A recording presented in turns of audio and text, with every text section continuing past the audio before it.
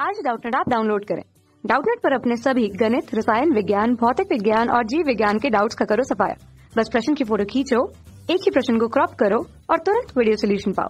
अभी डाउनलोड करें। Hello friends, प्रश्न है निम्नलिखित में अंतर स्पष्ट कीजिए। पहला है विसरण एवं परासरण, दूसरा है परासरण दाब स्फीति दाब, तीसरा है अधोपरासरी विलयन और अतिपरासरी विलयन, चौथा है परासरण एवं जीव द्रव्य कुंचन। आइए सबसे पहले हम देखते हैं विसरण एवं परासरण। जो विसरण होता है उसमें क्या हो जाता है, जो विलय के अणु या फिर जो विलयन के जो कण होते हैं वह सभी भागों को की जो सांद्रता रहती है वह क्या करते हैं, सभी भागों की जो सांद्रता रहती है उसको क्या कर देते हैं, उसको समान कर देते हैं। जो सांद्रता रहती है सभी भागों की उसको क्या कर देते हैं, समान कर देते हैं।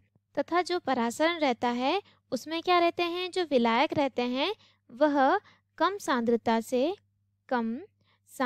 से किधर की ओर जाते हैं, वह जाते हैं अधिक की ओर। ठीक है, कम सांद्रता से अधिक की ओर जाते हैं। साथ ही साथ जो परासरण रहता है उसमें काय की आवश्यकता होती है, उसमें जो अर्धपारगम्य झिल्ली रहती है, अर्धपारगम्य झिल्ली उसकी क्या होती है, आवश्यकता होती है। अर्धपारगम्य झिल्ली की आवश्यकता रहती है तथा विसरण में अर्धपारगम्य झिल्ली की कोई आवश्यकता नहीं रहती है।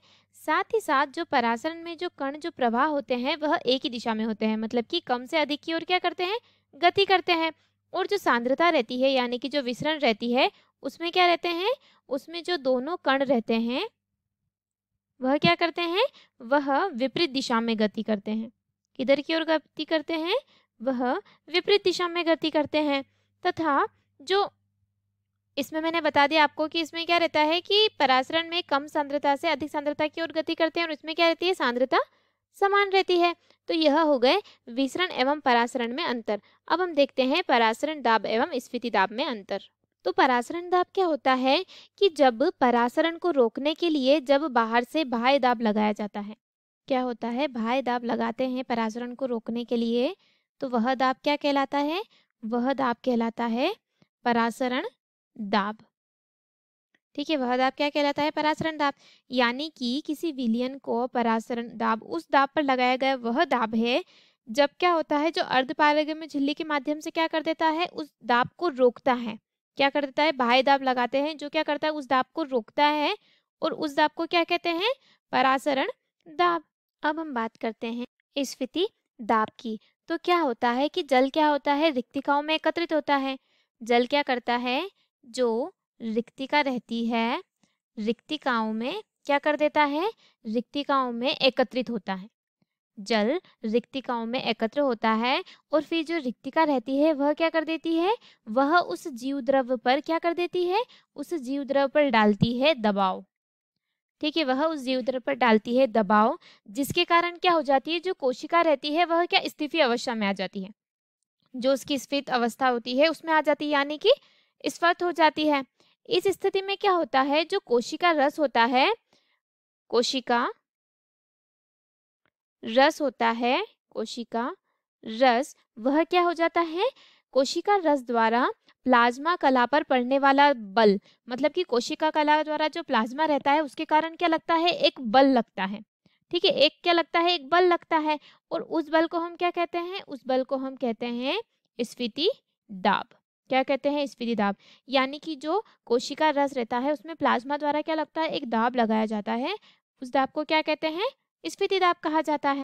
अब हम देखते हैं अधोपरासरी विलयन। तो अधोपरासरी विलयन क्या होता है, जिस विलयन का जो परासरण दाब रहता है, जिस विलयन का जो परासरण दाब रहता है, अगर उसका मान अपेक्षाकृत कम होता है, अगर उसका मान जो रहता है वह क्या होता है, अपेक्षाकृत कम होता है, तो उसे क्या कहा जाता है, उसे कहा जाता है अधोपरासरी विलयन। ठीक है, अब हम देखते हैं कि अतिपरासरी विलयन क्या होता है। अति परासरी विलयन क्या होता है, तो जो अति परासरी है, जब विलयन का जो परासरण मान रहता है, जो परासरण का दाब का जो मान रहता है वह अपेक्षाकृत क्या हो जाता है, अधिक होता है, अपेक्षाकृत क्या हो जाता है, अधिक होता है, तो उसे कहते हैं अतिपराशरी विलयन।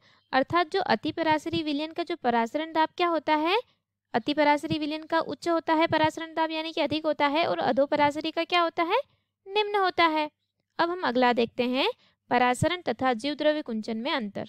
तो पहले देखते हैं परासरण, वह प्रक्रिया जिसमें जो जल या किसी अन्य विलायक के जो अणु रहते हैं, जो जल या किसी अन्य विलायक के अणु रहते हैं, उसमें क्या होता है कि एक अर्धपारगम्य झिल्ली होती है। क्या होती है, एक अर्धपारगम्य झिल्ली होती है। अर्धपारगम्य झिल्ली के द्वारा क्या होता है, उच्च सांद्रण स्थल से निम्न सांद्रण स्थल तक विस्तृत होते हैं। मतलब क्या होता है, उच्च से किधर की ओर आते हैं, उच्च से आते हैं, निम्न की ओर क्या हो जाते हैं, विस्तृत होते हैं। अर्थात शुद्ध जल या तनु विलयन में क्या होता है, विलयन की ओर से सांद्र विलयन की ओर से गति करते हैं। ठीक है, उच्च से निम्न की ओर क्या करते हैं, गति करते हैं, उसको क्या कहते हैं, परासरण कहते हैं। और जो जीवद्रव्य कुंचन होता है, जीवद्रव्य कुंचन, जीवद्रव्य कुंचन में क्या होता है कि जब किसी पादप कोशिका को अतिपराशरी विलयन में रखते हैं या फिर किस में रख रहे हैं, हम उसको हाइपरटोनिक सॉल्यूशन में रख रहे हैं, तो क्या होता है कि कोशिका की जो रिक्तिका रहती है, जब किसी विलयन को हम अतिपराशरी विलयन में रख रहे हैं तो उसमें क्या हो जाता है, कोशिका को अगर हम अतिपराशरी विलयन में रह रहे हैं तो उसकी जो कोशिका की जो रिक्तिका रहती है, उसकी जो धानी का जो रस होता है, उसकी जो धानी का जो रस होता है वह क्या होता है, बहिःपरासरण के कारण जो कोशिका से क्या करने लग जाता है, कोशिका से बाहर आने लग जाता है। क्या हो जाता है, कोशिका से बाहर आने लग जाता है। और इस क्रिया में क्या हो जाती है कि जो जीवद्रव्य रहता है वह क्या करने लग जाता है, वह सिकुड़ने लग जाता है। वह क्या करने लग जाता है, वह सिकुड़ने लग जाता है। और इसे क्या कहते हैं हम, इसे हम कहते हैं जीवद्रव्य कुंचन। क्या कहते हैं, जीवद्रव्य कुंचन। तो यह थे अंतर जीवद्रव्य कुंचन, परासरण, अधोपराशरी, अतिपराशरी, परासरण स्फीतिदाब तथा विसरण एवं परासरण में। धन्यवाद दोस्तों, आशा करती हूँ कि आपको इस प्रश्न का उत्तर समझ आया होगा। कक्षा 6 से 12वीं से लेकर नीट, IIT, JEE वो एडवांस के लेवल तक 1 करोड़ से ज्यादा छात्रों का भरोसा। आज ही डाउनलोड करें डाउटनेट ऐप या व्हाट्सएप करें अपने सारे डाउट्स 8400 400 400 पर।